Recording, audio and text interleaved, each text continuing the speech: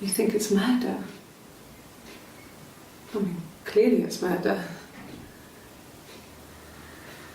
What can I do to help?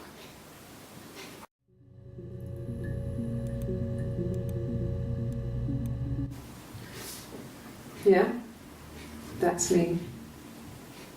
But February, I mean, that was months ago. What's that got to do with Simon's murder?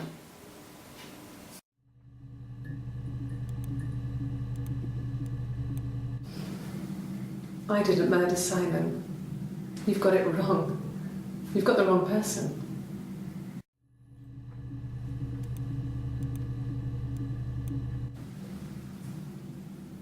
I'd like to speak to a lawyer now. Please. You have no murder weapon. You have nothing. And all these stories we've been telling each other, just that. Stories.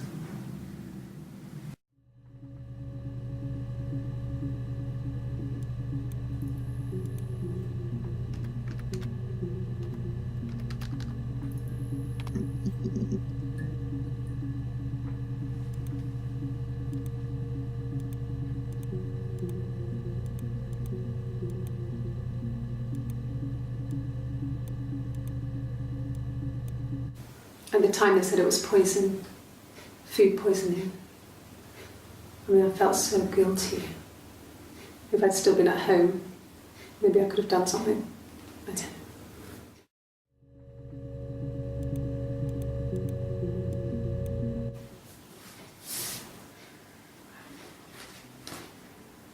Okay, she's being chased. They're trying to catch her because she did something bad. I guess she broke the rules. Or maybe they think she did something bad. Maybe it wasn't her fault. She looks scared, not guilty. Maybe it was mistaken identity. Did they catch her there? I don't know.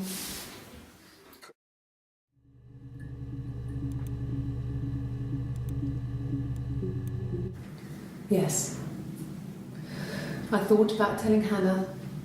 I felt guilty after the kiss. But then it began to feel like this was the way it should be. Sharing, like we had before. He never mentioned her to me. There was the Simon with me and the Simon with her. It was almost like it was a different Simon. But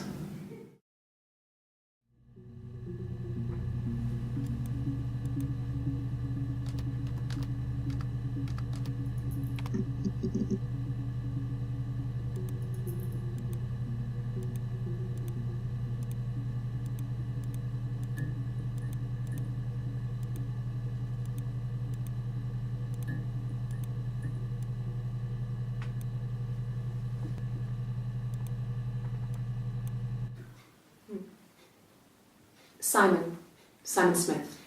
He works at Ernst Brothers Glass. They do windows, all kinds of glass. Simon does the more special work, mirror making, feature windows, artistic things, really beautiful things.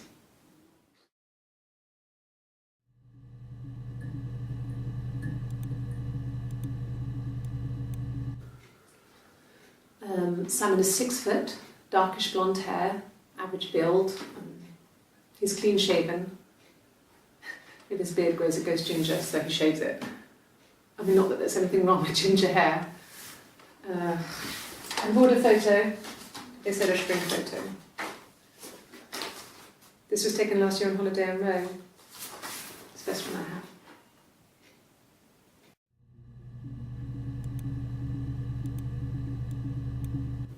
It's the Rockington Arms, the Rock.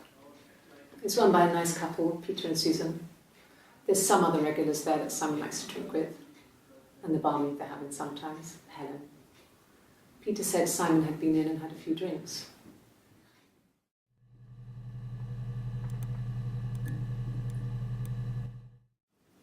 Yes, there's an Amstrad one. No one uses it for very much. There's a printer so you can write letters on it. Simon sometimes plays games, you know, climb the tower, save the princess, that kind of thing.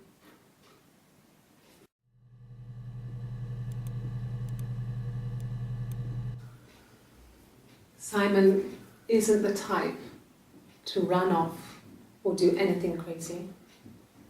Someone must have done something to him, or there must have been some kind of accident.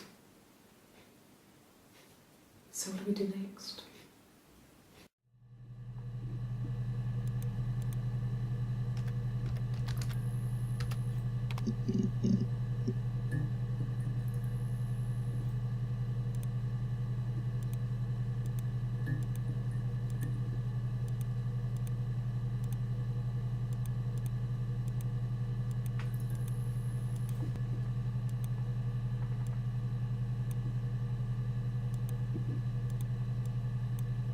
My name is Hannah, H-A-N-N-A-H. It's palindrome. It reads the same backwards as forwards. It doesn't work if you mirror it though, it's not quite symmetrical, but well, I mean, you get the idea. Sorry. Hannah Smith, I live at 31 Gladstone Street.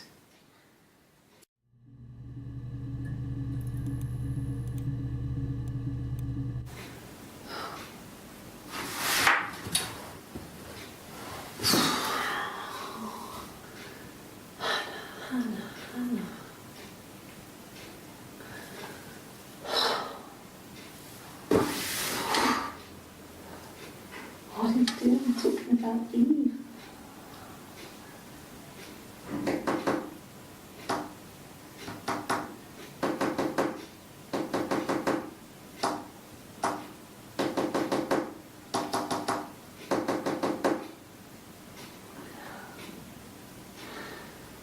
Poor Simon.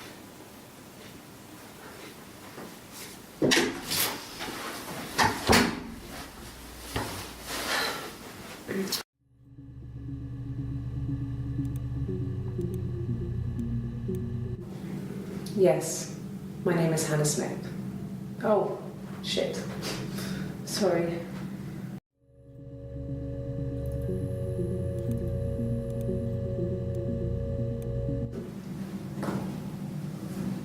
Across the road, where my parents first lived there, was a midwife called Florence. When Hannah was born, I was born at the same time. The midwife was there to help. I'd been throttled by the cord, probably wrapped around my neck by Hannah. The midwife told my mother I was dead. But I wasn't. She wrote all this stuff in a diary. Amazing what people will admit to on paper.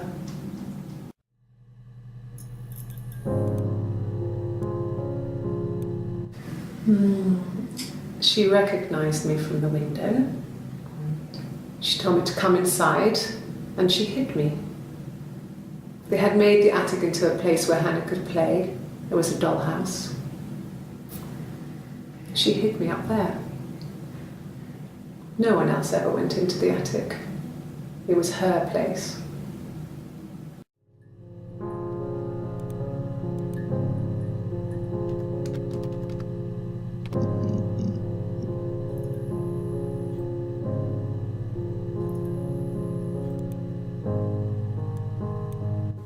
It's the Rockington Arms, the Rock.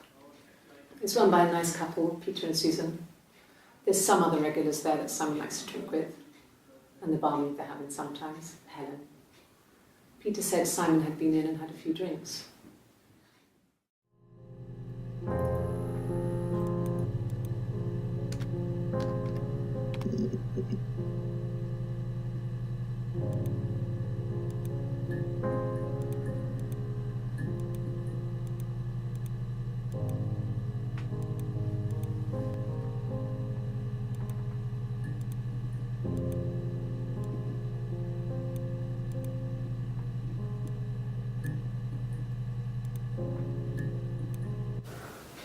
Well, my friend Eve.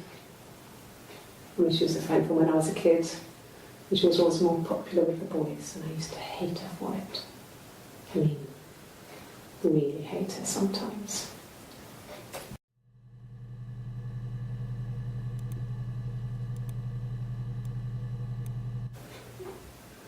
Yes, we'd fight. We fought on the beach once, and I held Eve's head underwater. There was no one else around. It was at the far end of the beach, and I held her head under, and I kept it under. And for a moment, I just wanted to kill her and watch her drown. But that was it. It was just a moment. We made up afterwards. It was a love-hate relationship.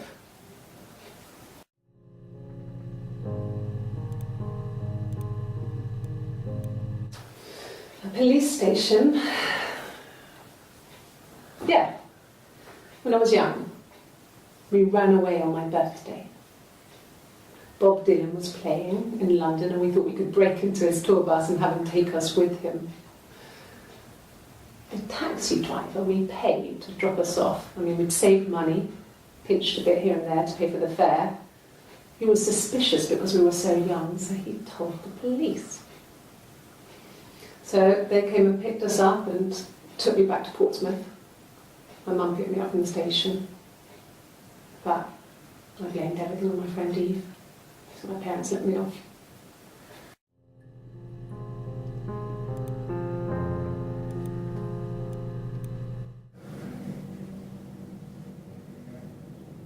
My mother called me Eve.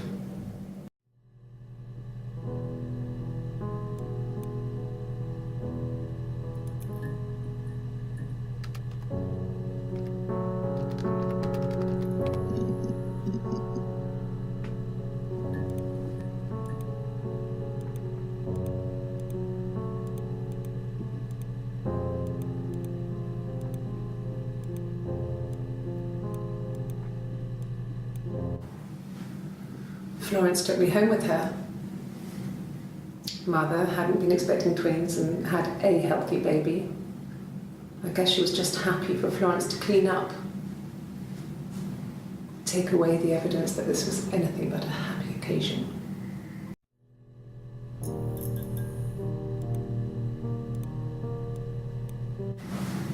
Florence raised me in her home. I never left it. She kept me out of sight. It wasn't odd for people to see a midwife with a baby, carrying in supplies, washing nappies, that sort of thing. I never knew any different. I grew up looking out of my window and seeing her across the road. I thought it was like a reflection in the mirror. She was me.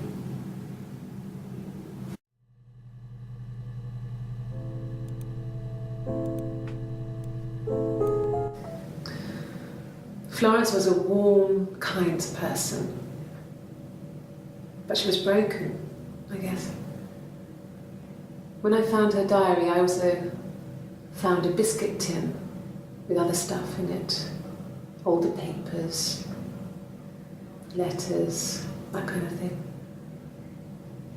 Her story was in there. I never really spoke to her about it. I was far too young to really understand, I guess. I just put it together later, once I was older. She had loved children, planned to have a large family, but her husband died in the war. And that was back when you married for life. She never felt like she could marry again. Isn't that strange? She was a widow from her 20s. But, I mean, I guess it was different then. You know, you married for life and she felt she could never marry again.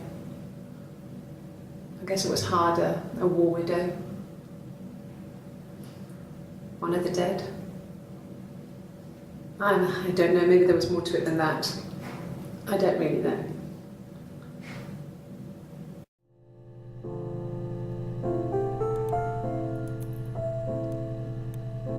No, it was just me and her. It was the name they were going to call their first child. They talked about it and were going to try when he came back. Florence's family had a history of firstborn girls, so they were convinced it was going to be a girl. It's hard to know if this is all true. These are stories I remember, that I read when I was a child. Maybe I misread, maybe I misunderstood. Sometimes it's hard to remember what happened last week.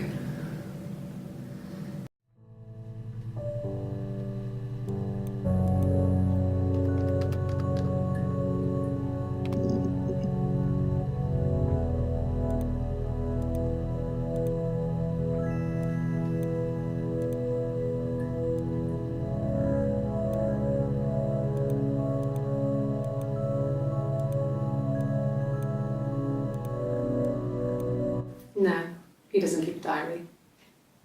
That's my thing. I've kept one, well, as long as I can remember, since I was a girl. It helps make sense of my day. And when you're forced to put something into words, it just gives you perspective. Everyone's on the same page.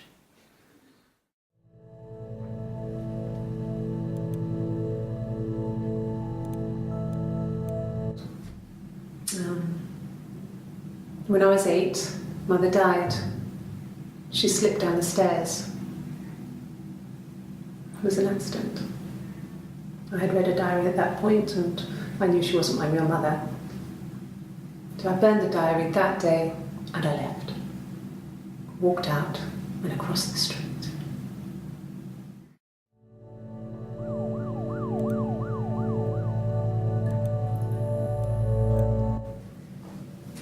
Our way of life. We would swap places and take it in turns to do things, and we were very careful. Whoever had been out that day would come back and write a detailed diary so that we were on the same page. We had a list of rules that said what we could and couldn't do in any given situation. It was exhaustive. We lived a second life through those rules. Rules for things that could only ever happen inside our imaginations. We would consider all the permutations of future events and agree rules to walk our way through them.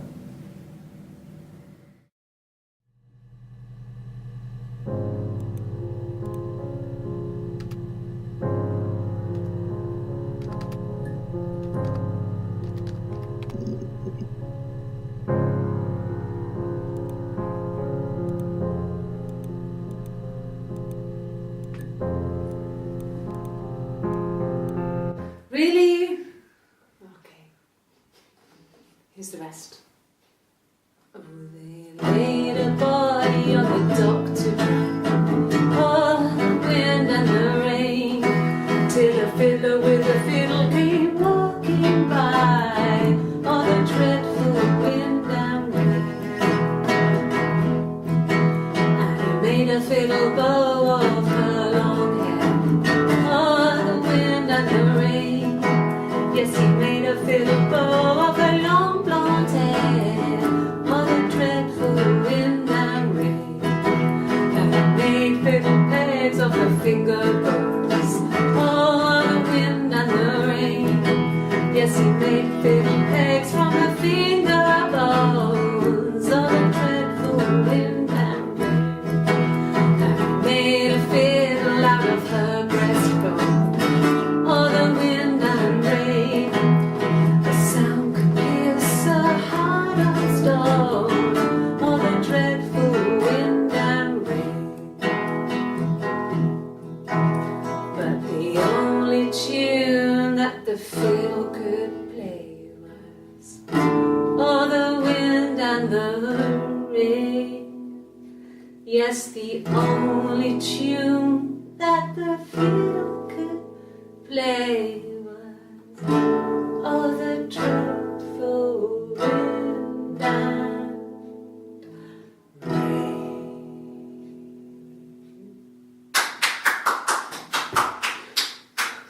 Anything you sing may be used as evidence against you.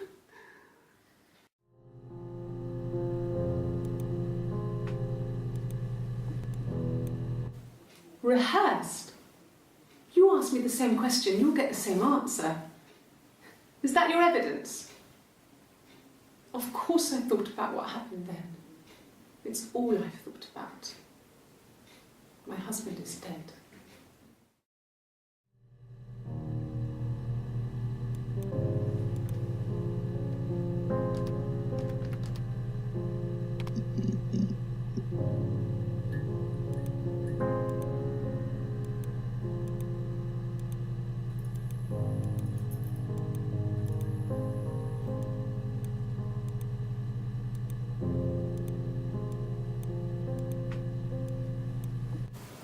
Okay.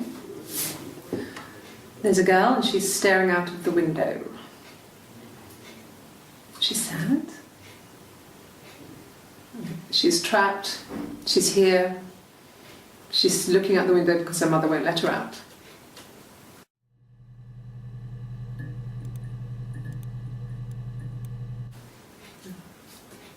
It's Rapunzel. The story starts when she's born.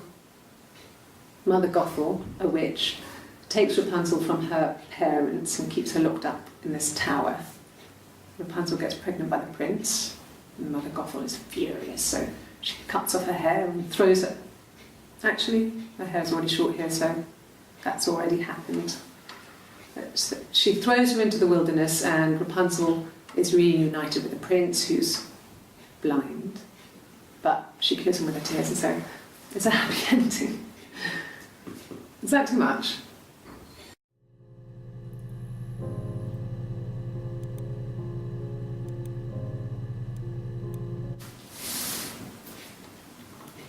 She's crying, I guess.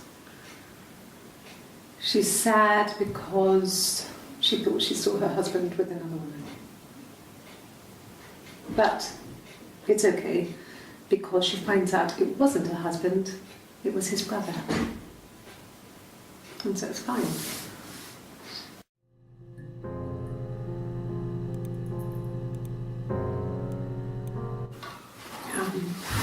I hoover, I dust every week, maybe less. I once asked Eleanor how often I should dust, and she said, if people ask, tell them you do it once a week, but every few weeks is okay. I think she was just trying to make me feel better. I mean, when I was there, she was hoovering every day. Ran an ordered house. You know how that generation is, putting on a brave front. She has secret stashes of cigarettes. Doug doesn't even know she smokes. When I was there, I saw her. She has these sort of porcelain vases, ornamental, next to the Reader's Digest books. Cigarettes inside. And she still has them. I mean, last time I was there, I looked in a vase. There was a fresh pack. I mean, all those years of marriage, and she still has a secret like that.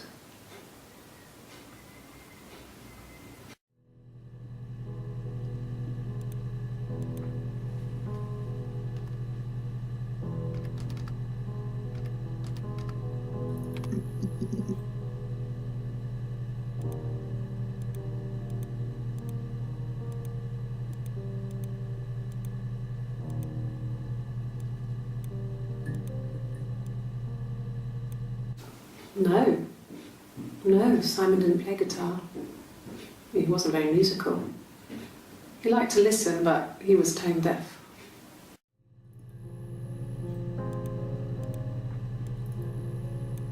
Yes. Yeah, it's my guitar.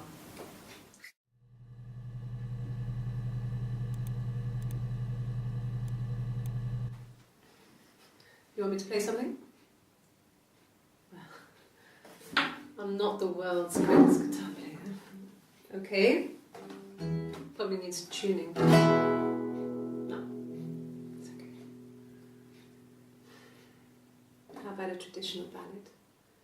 Should be right up your street.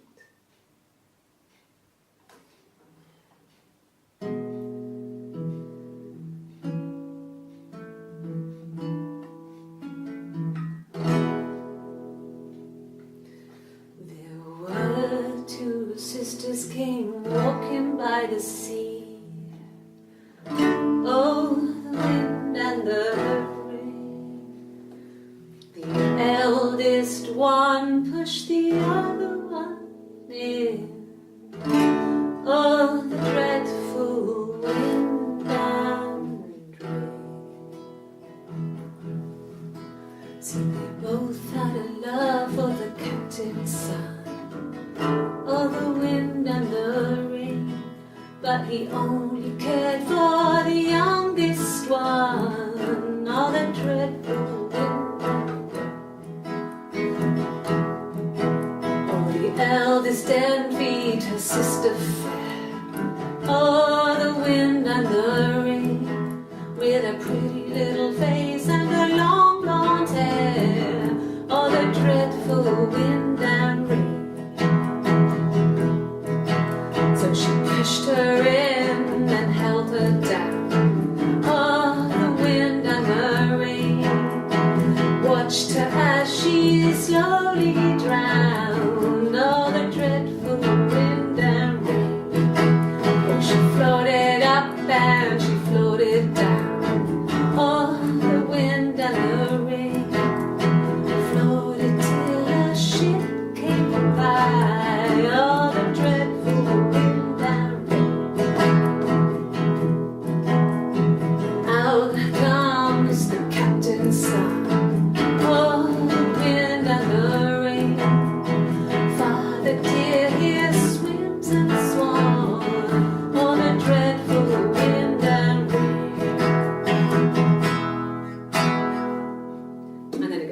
So I think that's a good place to stop.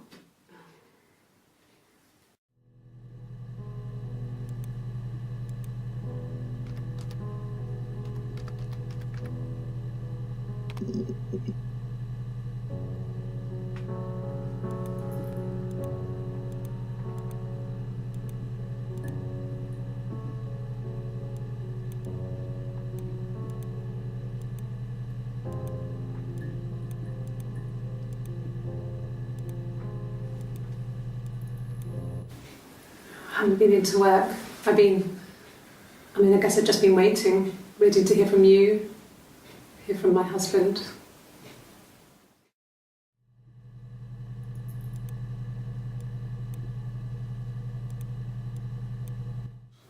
When you suspect someone of murdering their husband.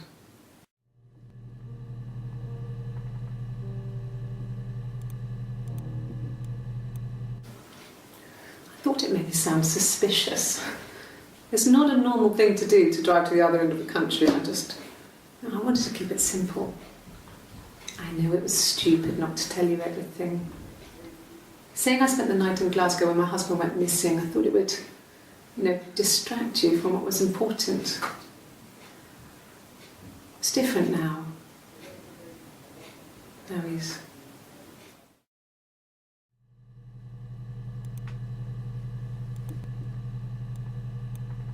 It was supposed to be a secret. Just because Simon is dead, it doesn't mean I have to give up all his secrets. It doesn't have anything to do with what happened to Simon. No one murdered my husband because he cheated his expenses for a romantic weekend in Oxford.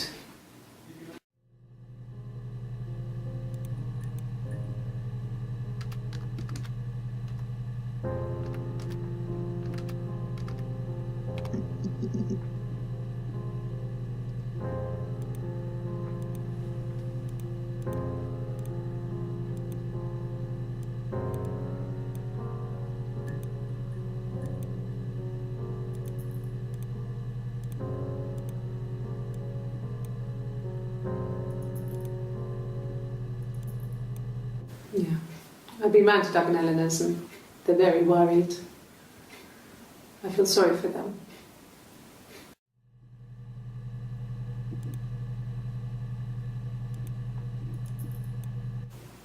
Okay. I parked up on the street. It was busy, so I had to park down the end of the road. Walked up, knocked on the door, no answer. I took my keys out of my bag and unlocked the door. The main lock was unlocked. You can tell because the key doesn't turn when you try to turn it to the left.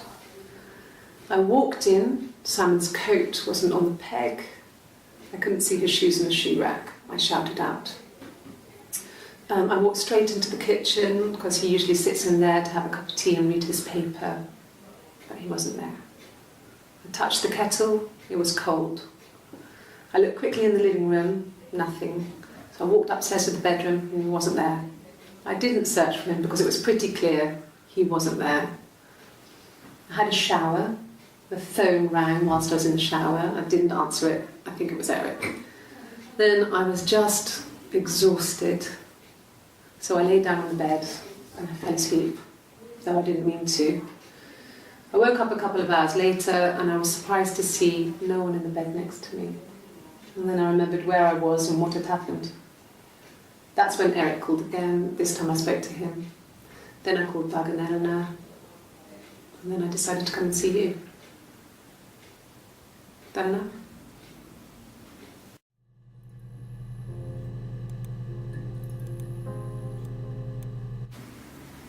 No. 1984 was an awful year in the end. We were living at Doug and Eleanor's. I lost the baby at the end of spring and my parents died in the summer. It was a hot summer, a heat wave. So when they discovered the bodies, it was just awful. Because of the circumstances, them dying together like that, they brought in a lot of police. A forensic entomologist. I had to look that up. It was because of the heat. It's just awful.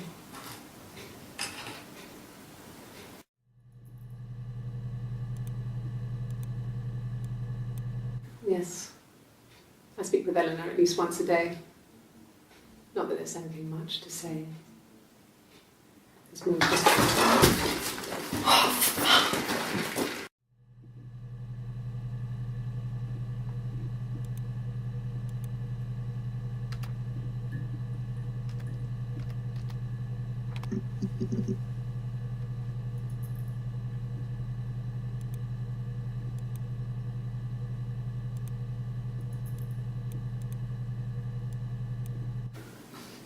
I got a job to contribute, Doug knew someone and I got a job as a dinner lady at the primary school.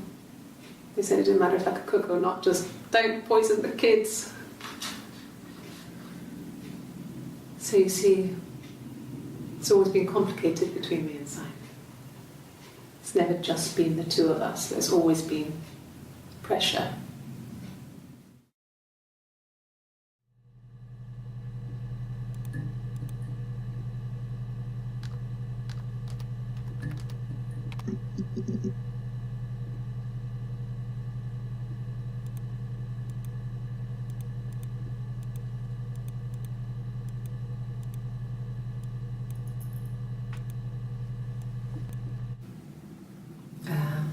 When she went home, Simon had a birthday tea waiting. Afterwards, she told Simon about me, told him I was pregnant. She wanted me to move in with them, this sister he didn't know she had. She knew that instant. The look on his face. She knew.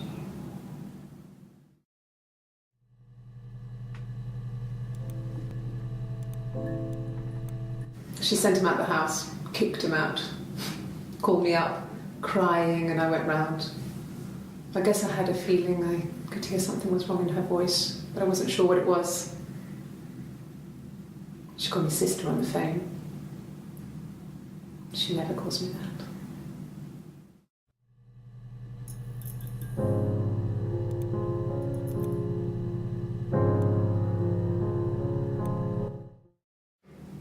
My sister is gone. And she's never coming back.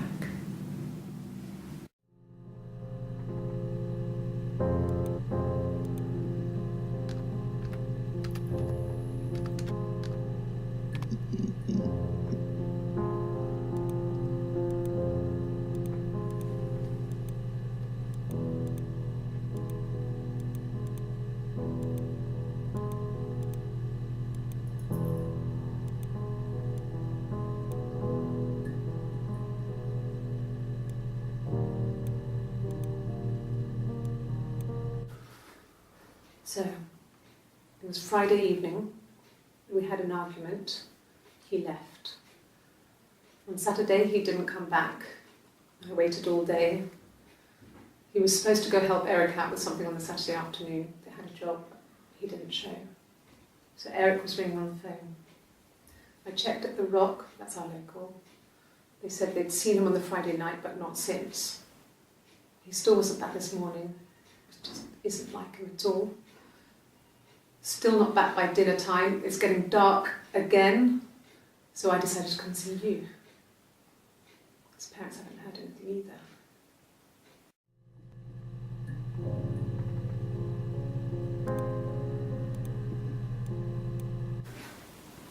I got pregnant. Both our parents had a big powwow. We weren't even in the room, and they decided we should get married.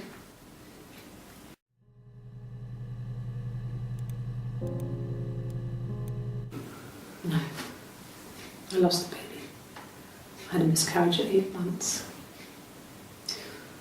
We carried on living at Simon's parents until, well, it was only a few months after.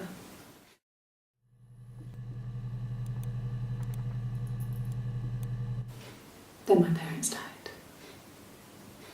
It was the worst year of my life. A miscarriage and then my parents.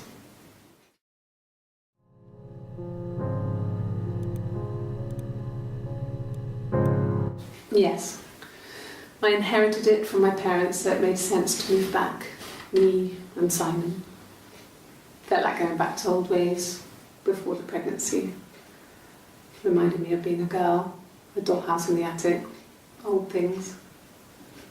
We didn't sleep in my parents' bedroom for a long time.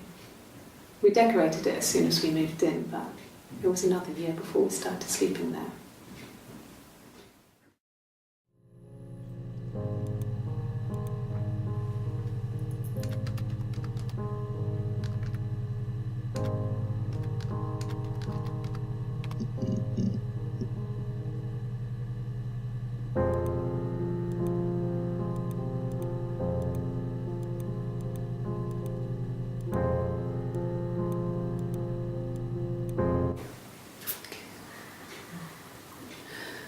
It was after dinner.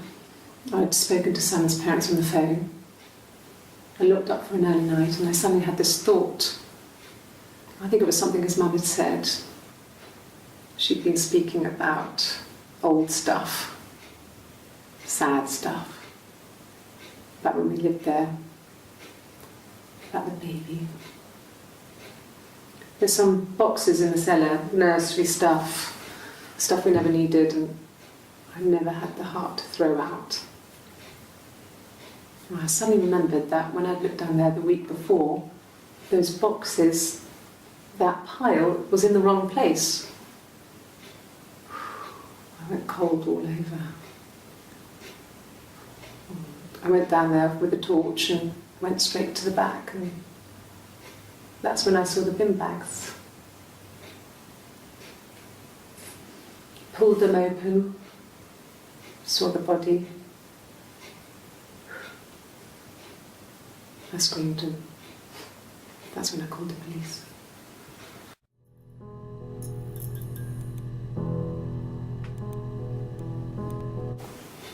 Simon's parents offered to put me up, but I didn't think it would be a good idea. It would be too sad. Not right now. I'm staying at a friend's.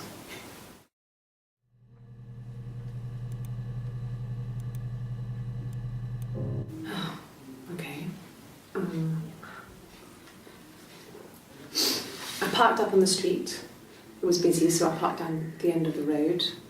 I walked up to the house, I knocked on the door, no answer. I took my keys out of my bag, unlocked the door. The main lock was unlocked. I could tell because the key wouldn't turn when I tried to turn it to the left. I walked in. Simon's coat wasn't on the peg. I couldn't see his shoes on the shoe rack. I shouted out for him. I walked straight into the kitchen. He usually sits in there to have a cup of tea and read his paper. He wasn't there. I touched the kettle. It was cold. I looked quickly into the living room. Nothing. I walked upstairs to the bedroom. He wasn't there. I didn't search for him because it was pretty clear he wasn't there. Then I had a shower. Whilst I was in the shower, the phone rang. I think it was Eric, his boss. I didn't answer it. Then I came out and I was just exhausted. So I lay down on the bed and I fell asleep, but I didn't mean to. I woke up a couple of hours later and I was surprised to see no one in the bed next to me. And then I remembered where I was and what had happened. That's when Eric called again. I spoke to him. Then I called Simon's parents. And then I decided to come and see you. That enough?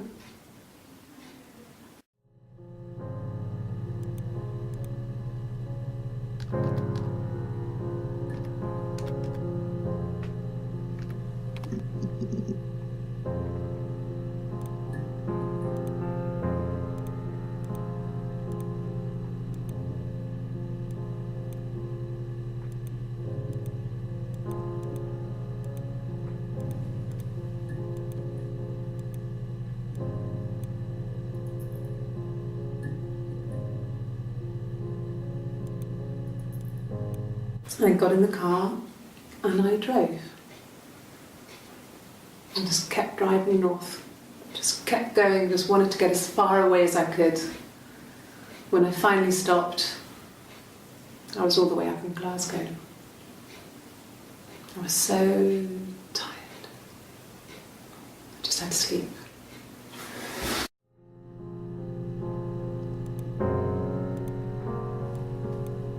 Yes.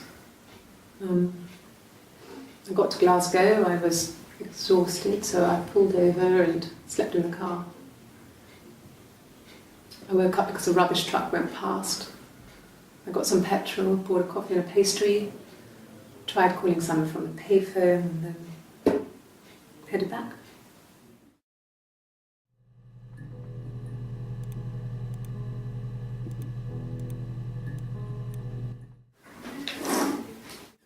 Yeah, that's Simon's watch.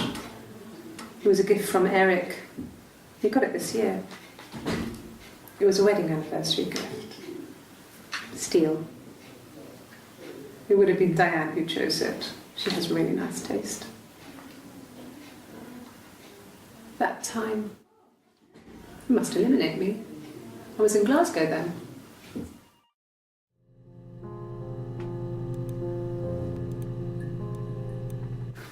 No, I don't think so. Glasgow was deserted that early in the morning.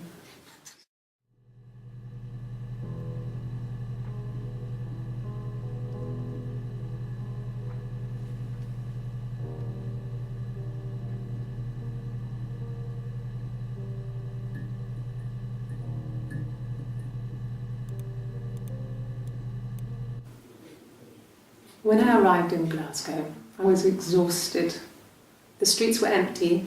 I was driving badly. And I hit a taxi. Not a big crash, just paintwork. The guy was so pissed off because I didn't have a driving licence on me. But when I told him I was pregnant, he made sure I got to the hospital so they could check me out. It was fine. The hospital must have details when I was looked at.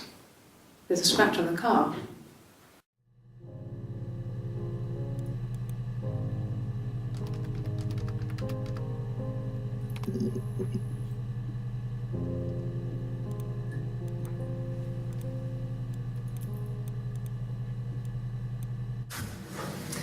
When we weren't together, we'd send secret messages by tapping out a code that we'd learned from a book, the knock code, something prisoners of war would use. We'd tap them out on radiator pipes or the attic floor.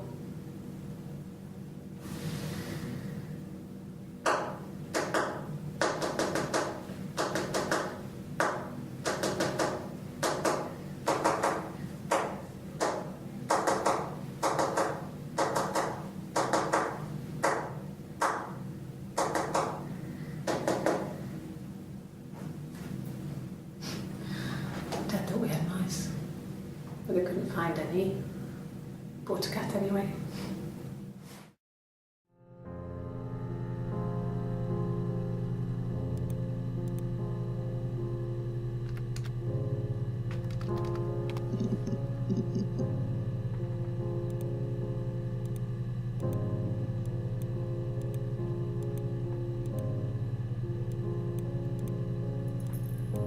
There was a conference, something to do with double glazing, in Oxford.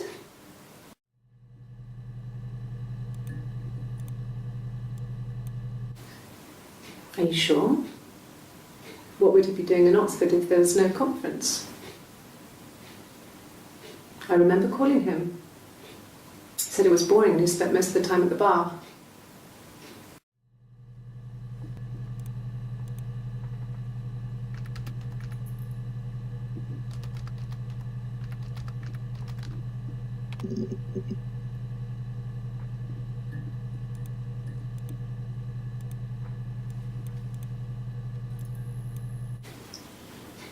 Okay, you got me. I'll confess. We were there.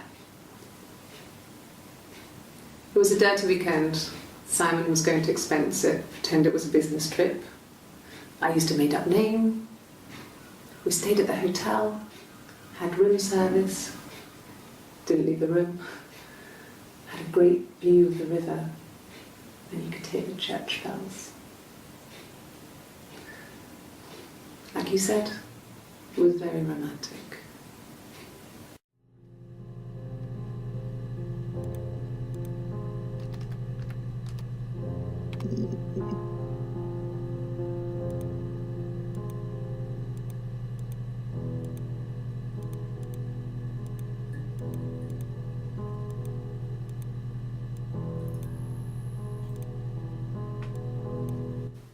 He was wearing a shirt, with a blue turtleneck shirt and jeans. He has a watch, it's a really nice one. That was a gift from his boss, Eric. He had his coat, a long grey duffel coat, like Paddington Bear. He would have taken that with him, it's not in the house.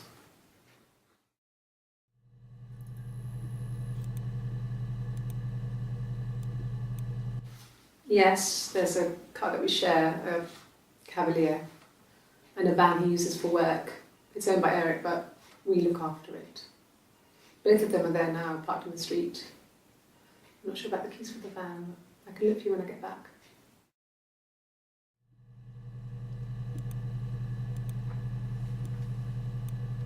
Yes, that would be in his wallet. It's a Visa, a silver one. He doesn't like to spend money he doesn't have, so he usually pays with cash, but Eric convinced him to get one.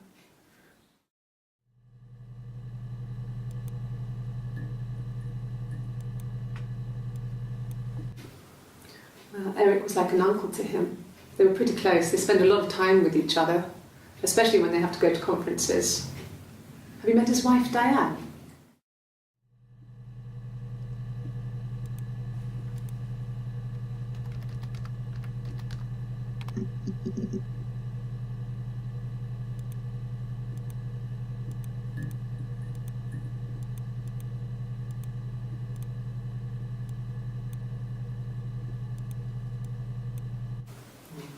Diane is really nice. She helps out with the glaziers, organises the Christmas party, that sort of thing.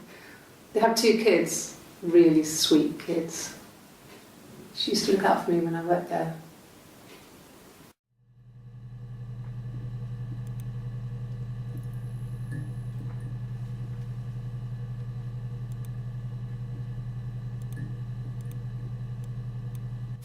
I mean, not really.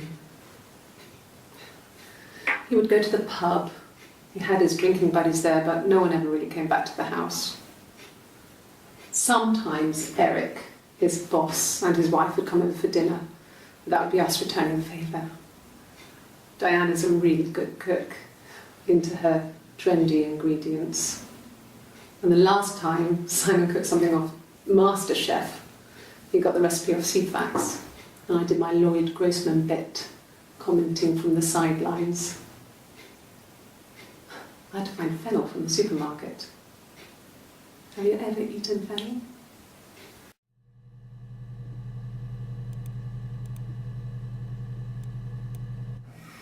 Simon and Eric arguing? No, I can't imagine they'd be arguing. And they get on so well. Unless it was something to do with work. Maybe Simon was being too much of a perfectionist. But I don't know. You should ask Diane.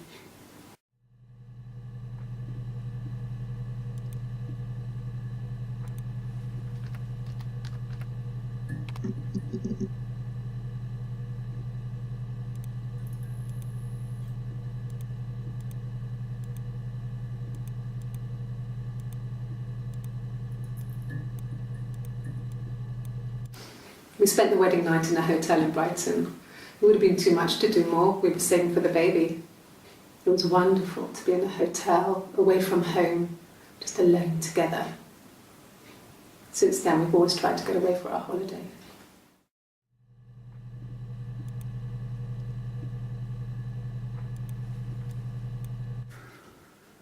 We couldn't afford our own place. Simon dropped out of school, went full-time at the Glaziers. That was Eric's generosity.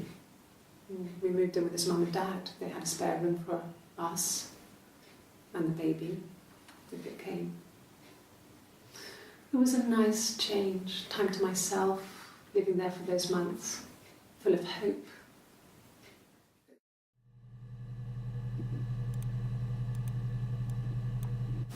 Yes.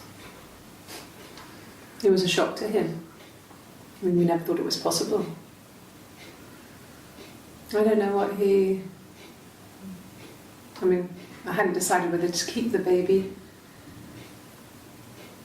I wasn't really ready to talk to him about it.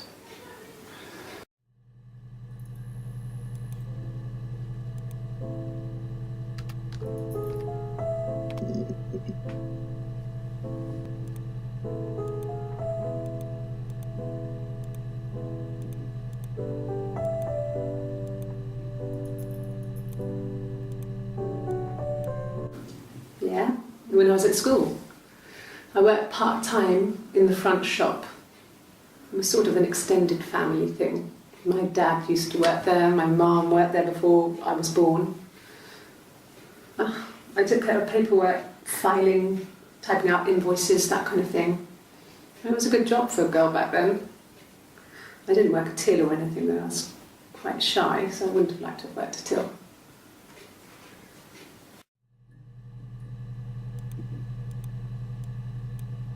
And the Glaziers. I worked there some weekends and Simon had a part-time job there too. That was Eric's generosity. He was always good at helping out other people's children. Simon was quiet, more thoughtful than the other boys. Even then he had a sense of craftsmanship. Wasn't always rushing stuff. boys that age are just running around like headless chickens most of the time. You know? Plus he had that look. He looked like a fairy tale prince from one of my books.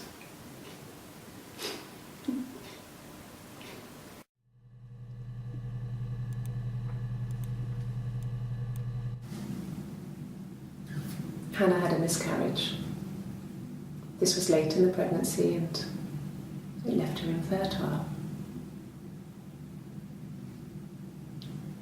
Felt like the universe had corrected its course.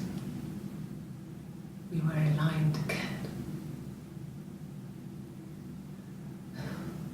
But Hannah and Simon were still living with his parents. They were married. Simon had a job at the Glaziers now.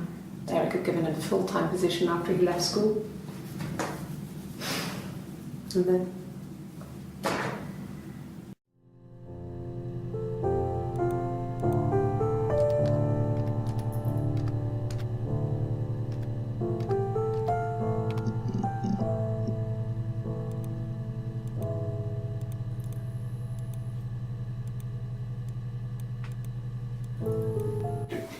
God, I don't know. I mean, I guess the Rock. You've spoken to everyone there. Someone must have seen where he went. I don't know. So many things could have gone wrong.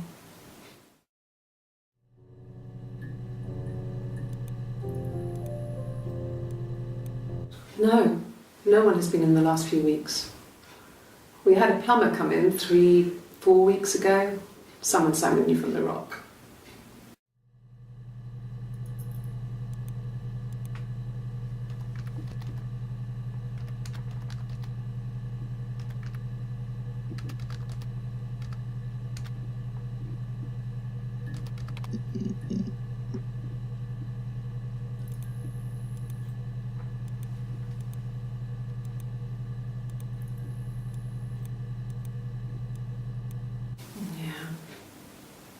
They'd gone to bed feeling ill, thinking it was flu or something.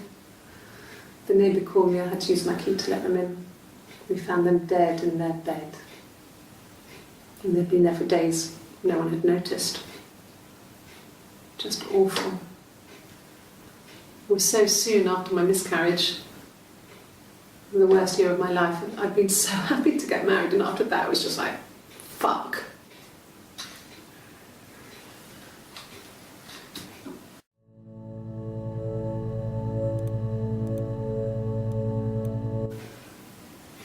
Yeah. I mean, I was infertile. Thought I was. They told me I was infertile after the miscarriage because of complications.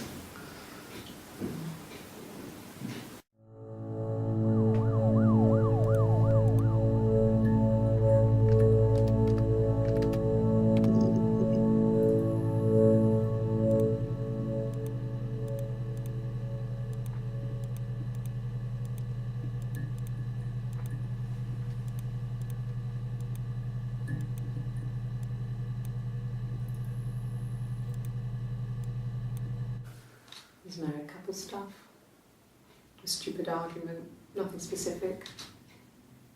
No one knows how to push your buttons better than those you're close to.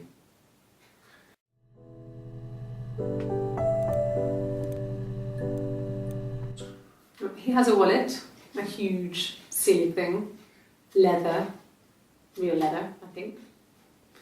He packs it full of stuff, business cards, receipts, lottery tickets. He always carries it in his back pocket. I think that's why he's got a bad back. You know. Offsets the discs. I haven't seen it, so he must have it on him. He always takes it out of his back pocket before, when he comes in, if he's in the house.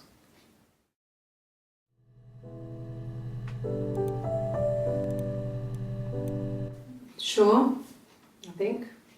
I do all the bills and paperwork and handle all the money stuff, so it should be easy for me to find. Do you want them dropped off to you?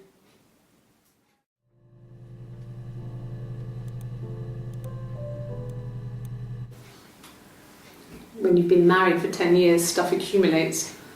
We could argue about anything, And he's so nice.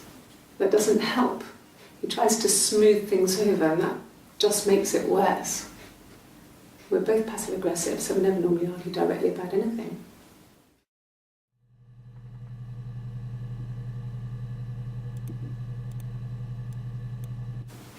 The bruise. I have a really fast metabolism, so stuff like that just comes and goes. I don't know if there's much more that I can tell you that I haven't already told the other policemen. I found the body.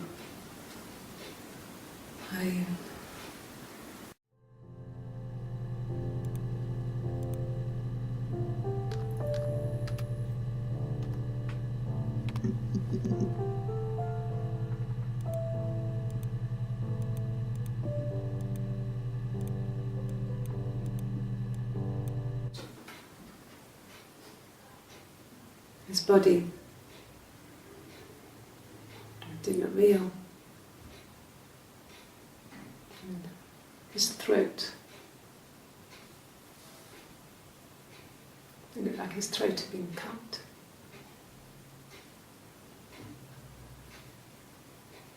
And I didn't see his glasses. He has these thick glasses.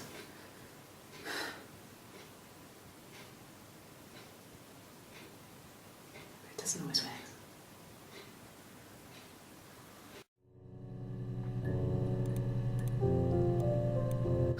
Can you imagine? I tried to get pregnant too, but it didn't happen. I slept with so many boys, men. My body refused. I think my period stopped because hers had. I was pretty ill. I mean, how could we stay the same now? I felt like Hannah had really fucked things up. Set us down separate paths. We had become different.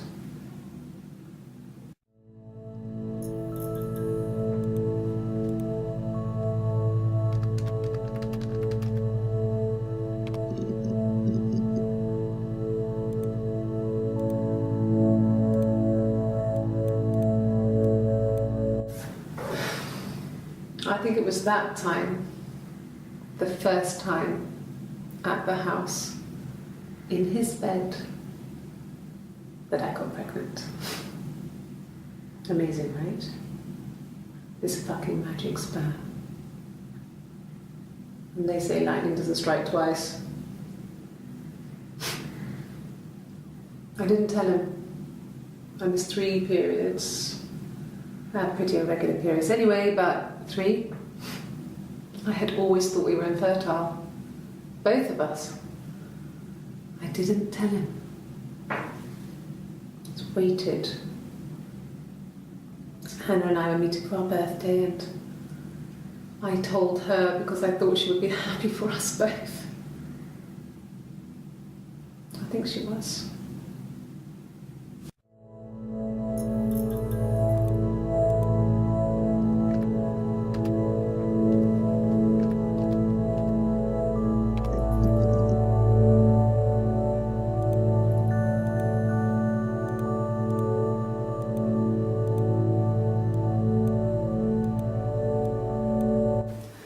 No, he was as shy as me. I asked a friend to ask him out for me. We had our first date at the Odeon in North End. We went to see Risky Business. I had on my one best dress. Simon paid. He bought me a Whisper, and I was worried about getting chocolate on my teeth.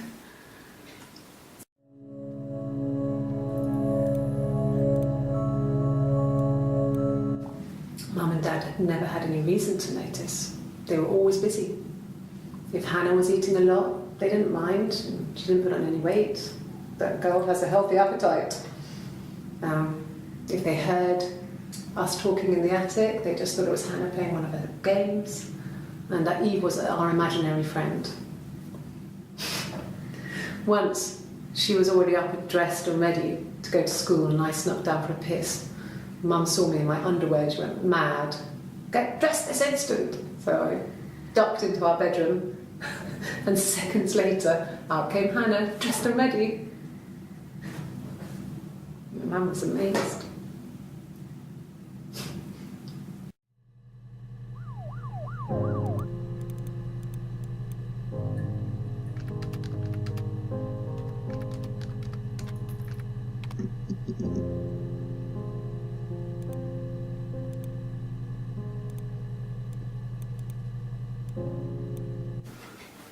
I guess you could call it that, but we were both happy to get married. It was a beautiful wedding. We had our first dance to Come Back and Stay.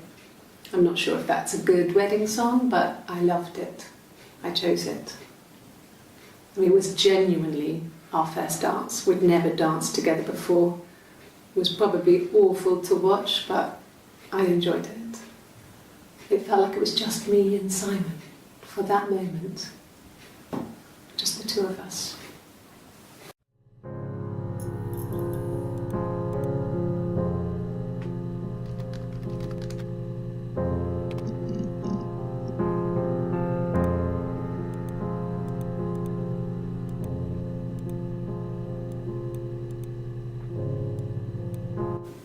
Yeah, we were 17.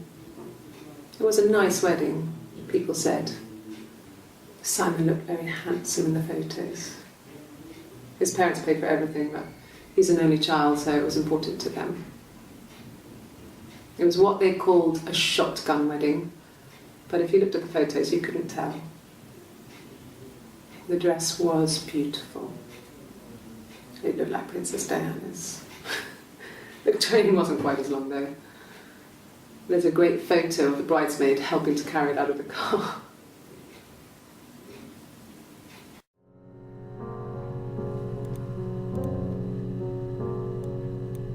No.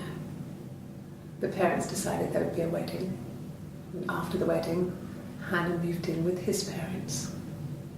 There was no way I could follow. So we were separated again. I stayed in the attic. It was hard. It's like I suddenly didn't exist. I would sneak out, but in case anyone recognised me, I started wearing a wig. Hannah and I would meet up in the park. I was trying to get pregnant. But I couldn't. I mean, I couldn't do it with anyone we knew, so it was sex with strangers. Drunk guys I'd met in clubs, parks and alleyways.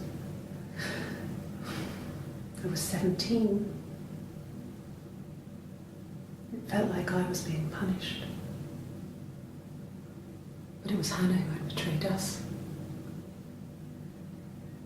I had to stop when one of the guys gave me an STD.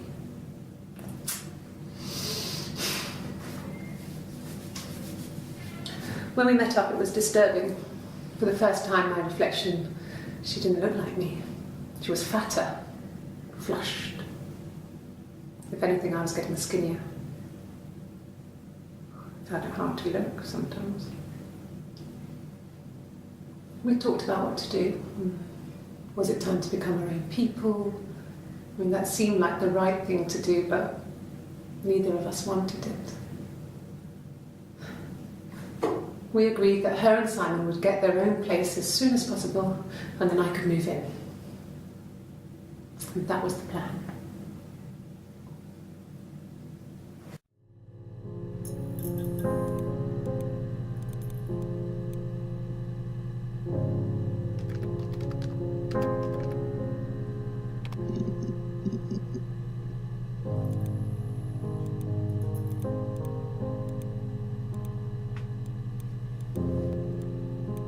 Ask the hospital.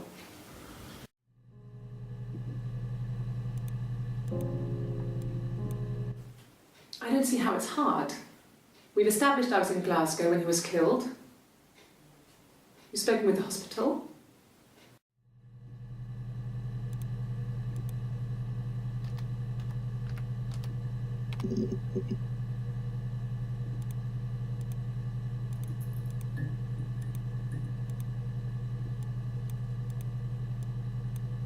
A mobile phone, Yeah.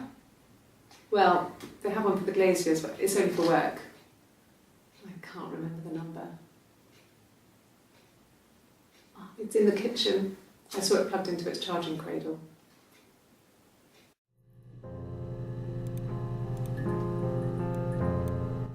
No. I'm not sure what strange would be, but he hasn't been acting odd. He's been busy at work, but nothing too stressful.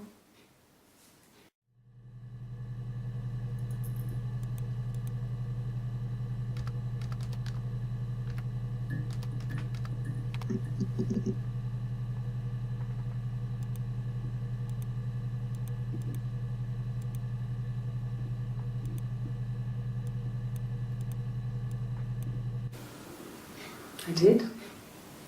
Well, we met when we were 17, both working at the glaziers.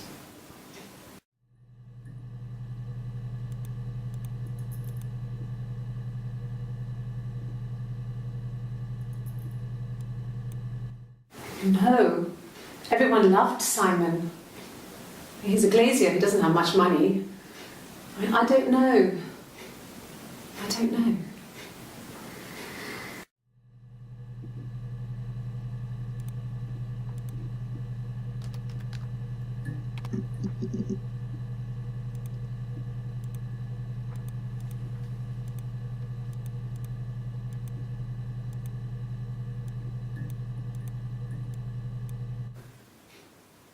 No. The whole thing was wrong. The bags, I think they were from our kitchen, you can probably check that. We never go into the cellar. It's just a place we put things we don't need. Dad used to grow mushrooms there. The bags were taped up. I think it was parcel tape, but I think it was ours.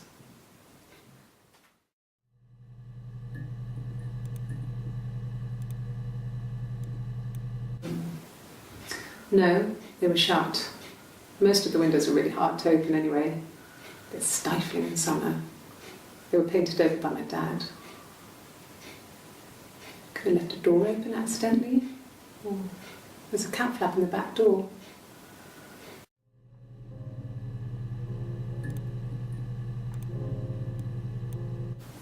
They said it was food poisoning. There was something in the food they ate. My dad liked to pick mushrooms, grow them too. They said it was the mushrooms. It was hard to believe. Death caps. They have a skirt around the cap. My dad taught me that. But, the police had no reason to think it was suspicious. They lived alone. And no one had any reason to hurt them.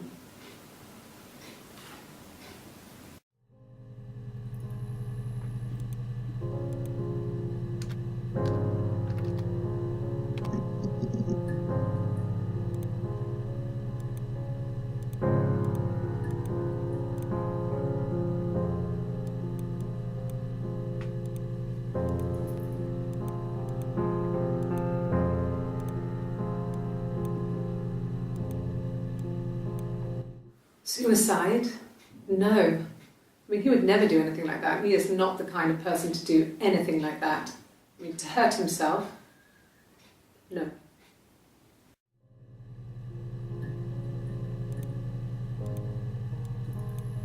Bruise? Oh, yeah, no, it's nothing. I was going through the top cupboard in my kitchen and the chair slipped and I kind of hit the door with my face. It hurt like hell.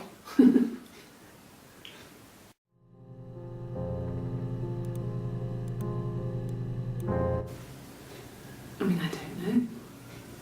Something must have happened to him on his way home. He could be hurt. Why hasn't he phoned? I don't know.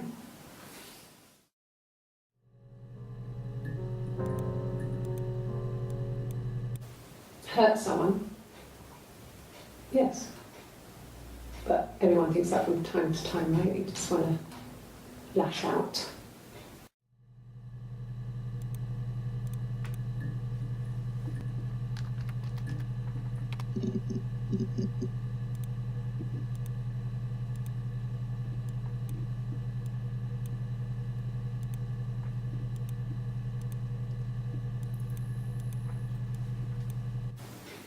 That's all that matters, really. The baby. Simon's dead, but the baby, that's how he will live on. Our baby.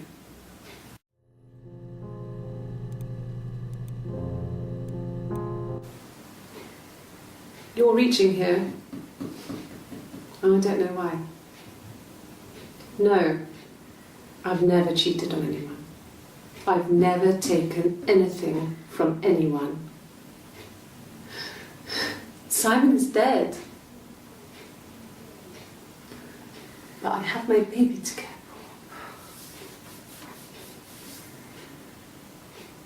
for. Why are you trying to make me sad? Why are you so obsessed with sex and affairs? You cheated on your wife. Is this your thing?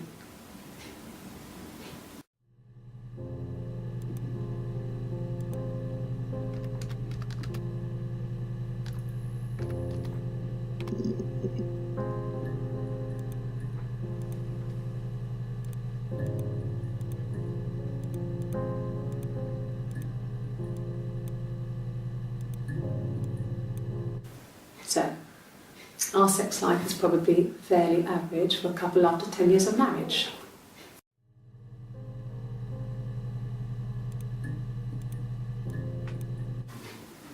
Simon was very moral about that sort of thing. He wouldn't just walk out there and sleep with anyone. He wasn't that kind of guy.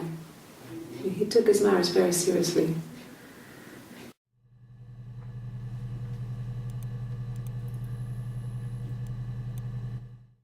After the kiss, the next time, he took me back to the house, to our parents' house, to their house.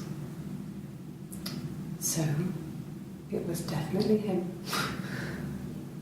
I sometimes think he wanted to get caught to prove to himself that we were different people. He told me about his marriage, told me how his wife was completely different to me. I almost burst out laughing.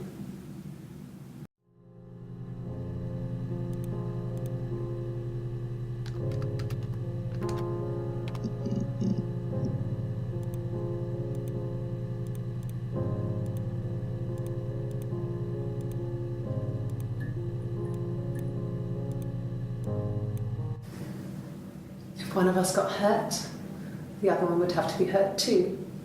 A grazed knee, a bruise.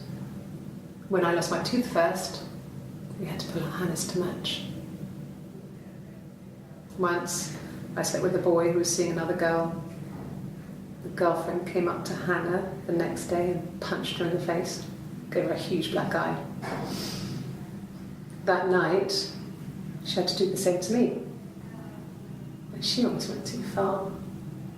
I couldn't see out of that eye for days.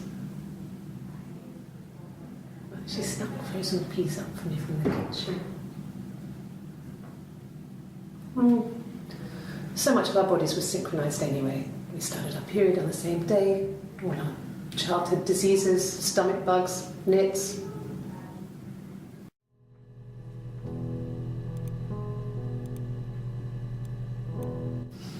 Differences? She's a better driver than me. She passed the test for us. I tried to take it and nearly crashed the car.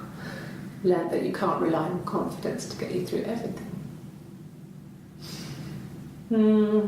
She is the shy one. She was especially shy around boys. If Hannah liked a boy, I would have to pursue him. It was that way with Carl. Hannah met him first. She had such a crush. I let him take my virginity after a night that his band had played at.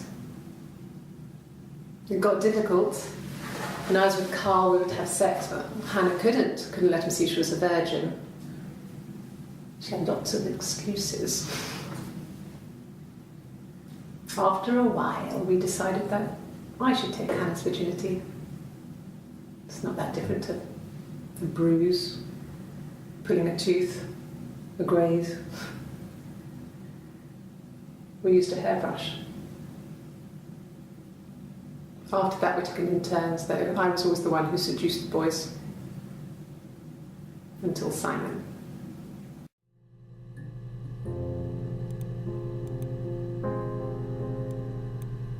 This was about 9. I went round and she was waiting for me. She was furious and so angry, the kind of anger you can only have towards yourself. We screamed at each other, argued, cried, we fought. I hit her back, left a bruise. I had my wig on from performing, she tore it off. Eventually, we grew tired of fighting and I left.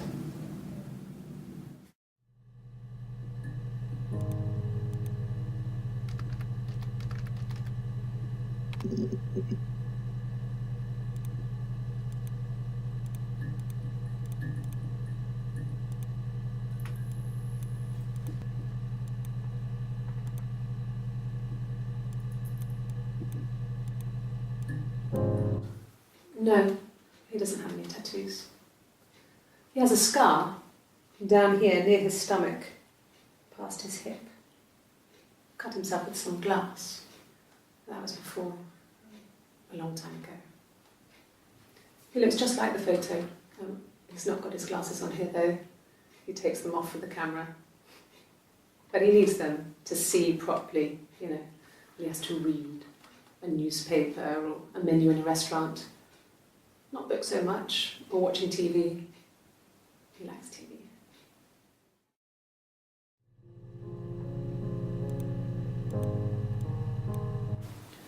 It wasn't the present so much, it was one of those arguments that had been simmering for a while.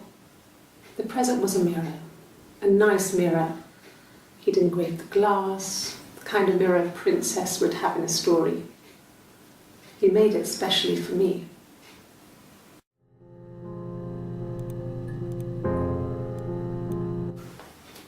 Well, on his clothes, that would make sense. He made it by hand. I mean, he brushes the silver onto the glass. It's not how they make mirrors these days. I mean, he made the mirror and he gave it to me.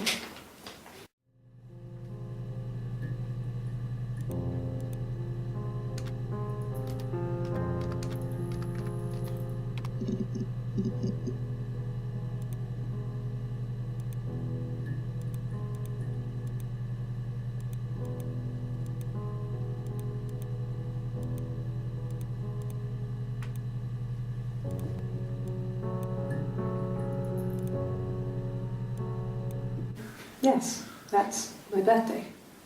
Not one of the big ones, but I guess you can see that.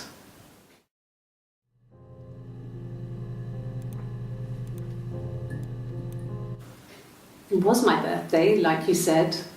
We were going to have a meal at home. We had our meal. He gave me his present. I guess I didn't like the present.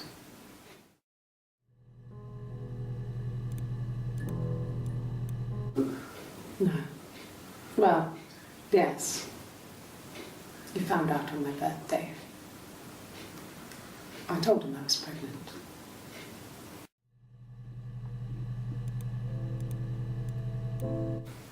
From when I woke up. Okay. I woke up. Simon was already up and he made me birthday breakfast of eggs Benedict. We both had to go to work, so we saved presents till later. I got to work, had some birthday cake, children sang me happy birthday, then I came home. The birthday meal was a takeaway, and Simon gave me his present, which I didn't mind. And after that, we talked about the baby. It turned into a big argument. Simon left, I was furious. I wanted to get as far away as I could and get some space to think. So I left.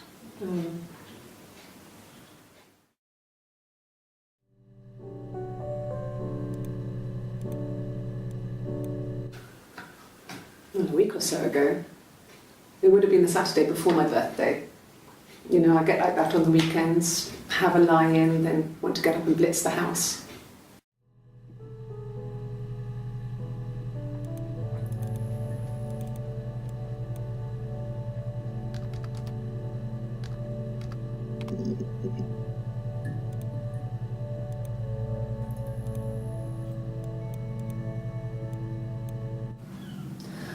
Hannah was so smitten with Simon. She started getting jealous, didn't want to share. Even the first date, we went to see Tom Cruise at the Old Odeon. We both went, kept changing places in the toilet. We only had the one best dress, so we had to keep swapping clothes. Must have thought we had terrible bladder problems. The next date, it was my turn. At the end, I let him kiss me, but that was it. We didn't want another card on our hands, and the Ouija board had said to hold back. After that, it was Hannah's turn, and she slept with him. Broke the rules. Deliberately broke the rules. She wanted to be the first to sleep with him. I mean, that's when she got pregnant. From that one time.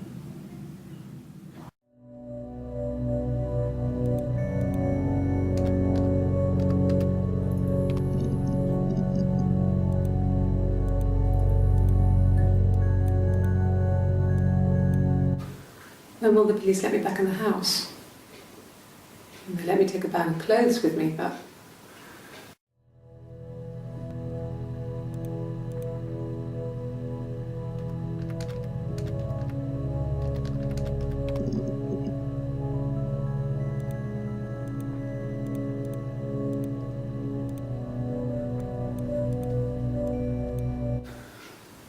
well, fine, considering. I got back into the house today, and that was weird, knowing your people have been there through my things. It's like I've been burgled. I mean, worse, obviously. I don't know. I haven't looked in the cellar yet. They sent a cleaner in. As good as new, he said. But they had to throw some stuff out. Couldn't get the blood out. And I'm still waiting to hear from the coroner so we can get a date set for the funeral. It's going to be a cremation. So,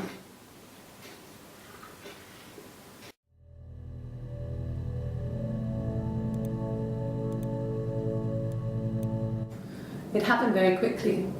We hardly had to talk to each other. We agreed almost silently. The baby was what mattered. We'd help each other. We cleaned up. We bagged up the broken mirror, her clothes. They're gone. We took him down to the cellar. We knew we had an alibi, and we wanted the body to be found later. We wanted to have suspicion on us, so we could then disprove it, rather than have it linger. Better to keep the body in the house than risk being seen with it. The watch, that was my touch, to make sure the alibi stuck.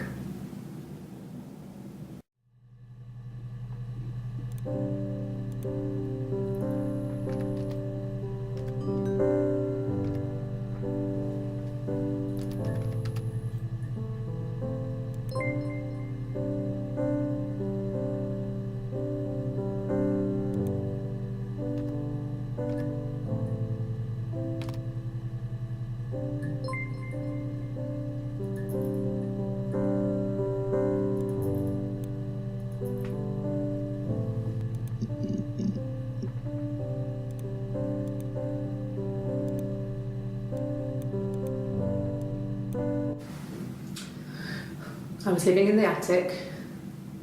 It was a very hard time. I was depressed, was still pretty sick of the STD. And I came down one morning and they were dead. They were in bed and both had been sick. They'd thrown up a lot. And I just slept through it.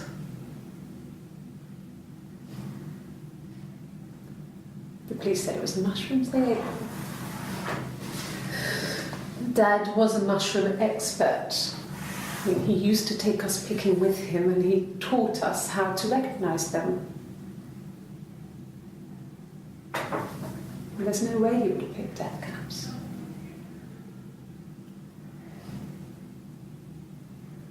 But the police believe that's what happened. They never even looked in the attic.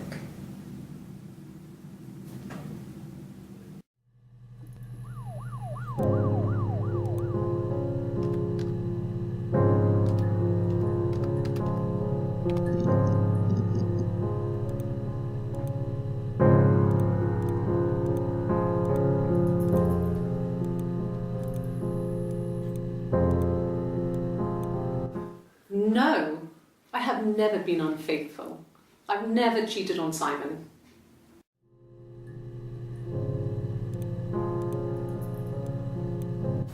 Have I ever cheated on Simon? You asked that question yesterday.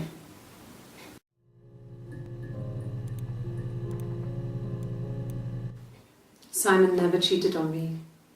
He was devoted to me, and I was devoted to him. Nothing in life is easy. We were good to each other. Life isn't a fairy tale. You do what you can.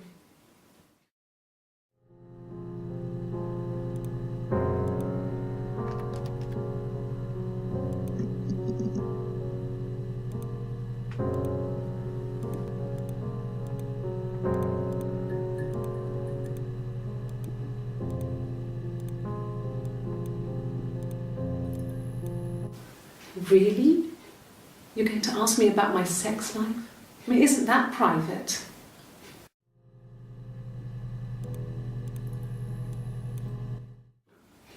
Are you married? How is your sex life?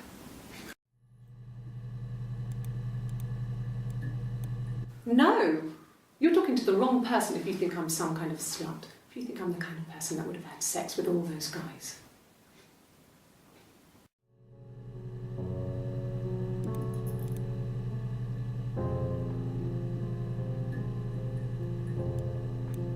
No, I was 15, Carl was older, 17 I think.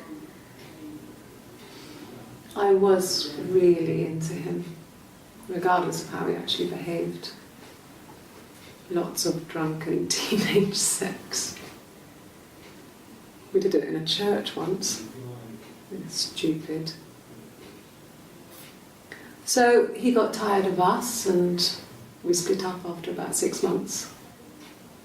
It was sad, but those early experiences, they help you realise who's really important to you, you know? Family.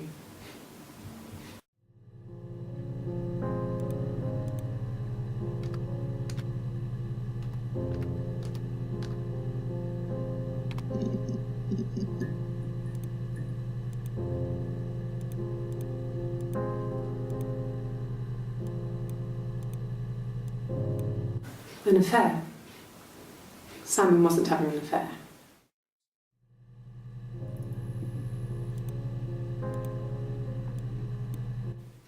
And what did your wife do? She didn't kill you. You think I killed Simon because he was having an affair? Well, I didn't kill him. I wasn't even there. I was in Glasgow worrying about whether my baby was still growing inside me. I mean, why would I kill Simon? I loved him.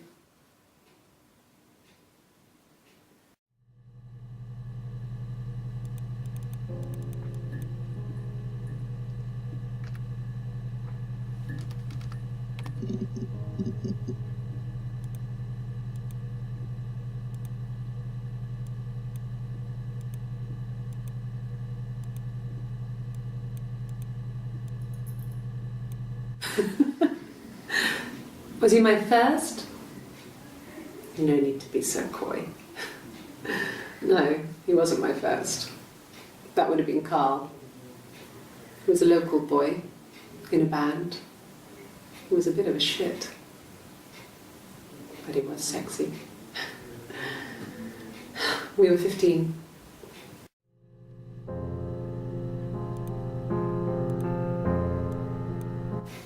Family. So, Carl fucked off, and then there were other boys here and there, and then Simon.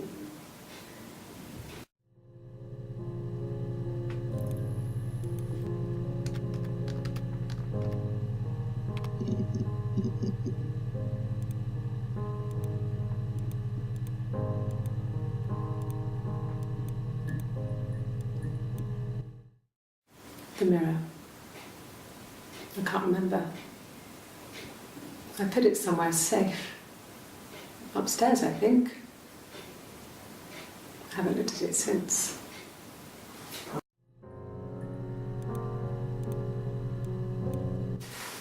Silverleaf?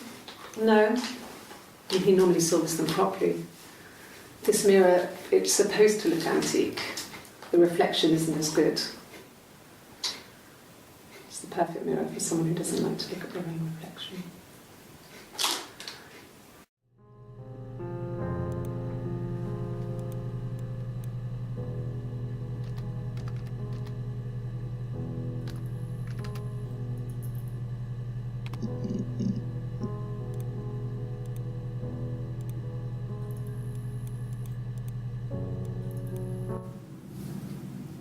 Her story is that she'd waited for him to come back. She put on my wig, some of my clothes, pretended to be me. They talked. She'd enjoyed being me. He said he wanted to be with me.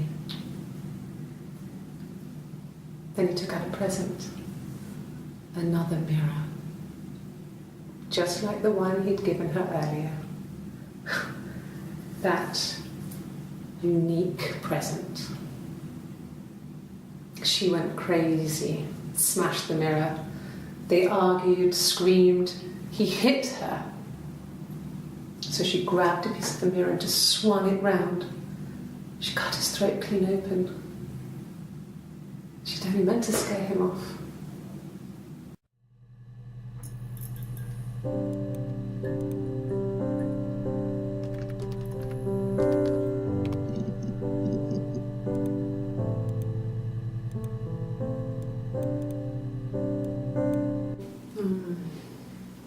About 8 years back, it was a present to myself.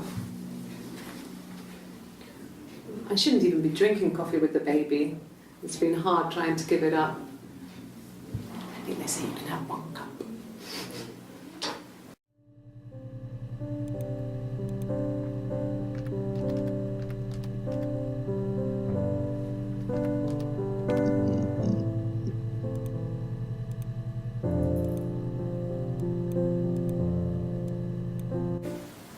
Yes, I'm fine.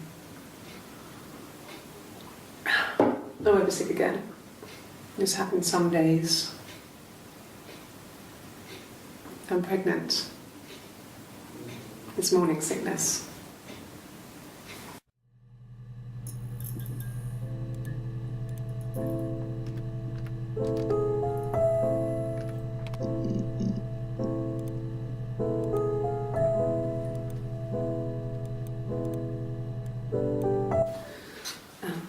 I sleep on the right side of the bed as you come in from the door.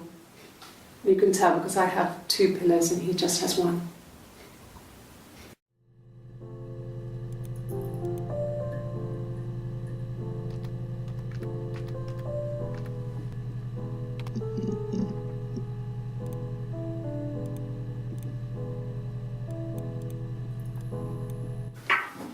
Let me see. Yes. I drove in here because I remember well I went over the river, and then there was a church there. Yeah. And I probably parked, well, I remember seeing a street sign called Princess Street. Yeah, there it is.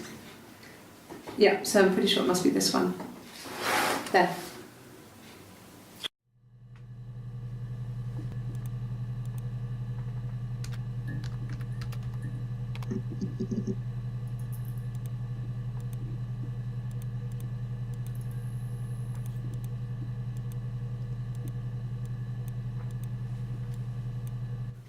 Sure. Yes, of course, if that would help. Will you phone the house to let me know when you want to come round? Then I can make sure that I'm there.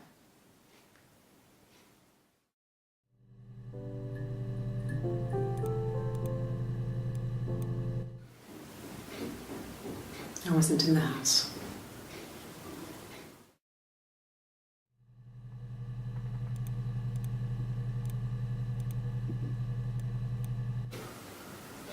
I wasn't in the house all of Friday night. After the argument, after Simon left, I left too. I was upset and I wanted to get away, so I took the car.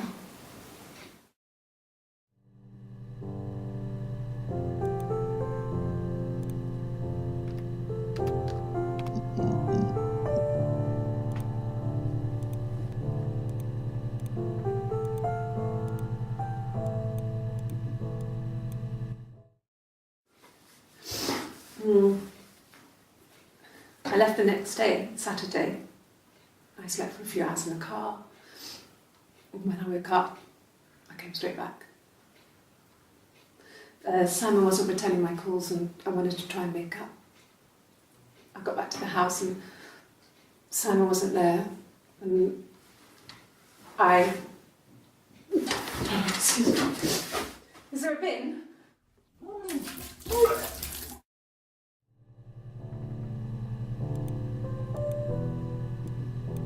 Yeah, I pulled over and slept in the car. This was just by the side of the road. I was exhausted.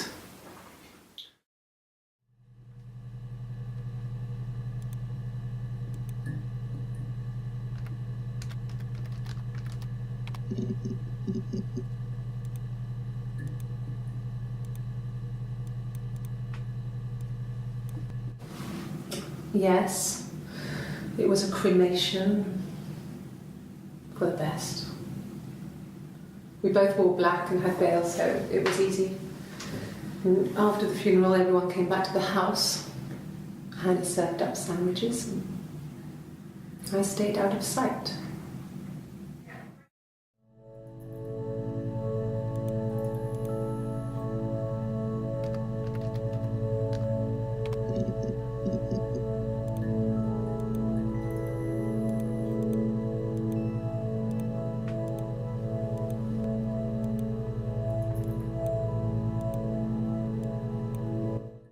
Yes, I read a lot as a child and watched lots of TV. Then the doll's house we still have in the attic.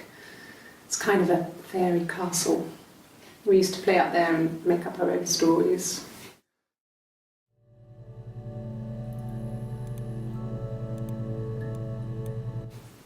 Could the hairs have come from somewhere else? I mean, could they... We have a lot of dolls in the attic. There's a Rapunzel doll with long blonde hair. Could they have come from there?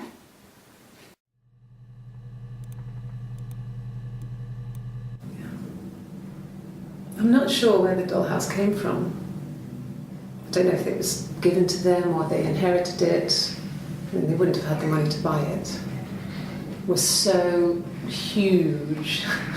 It must have been taken up to the attic in parts and then reassembled up there.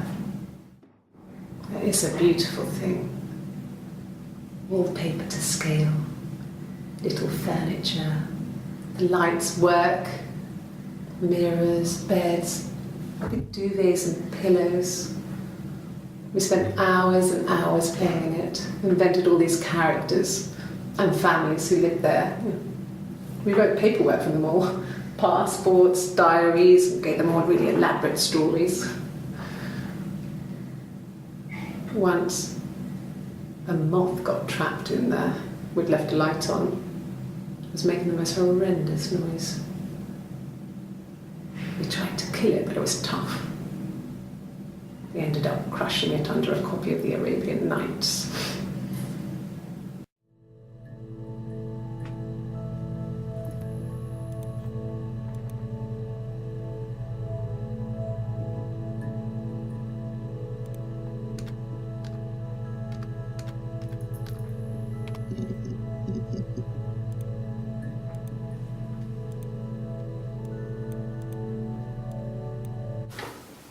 What kind of hairs?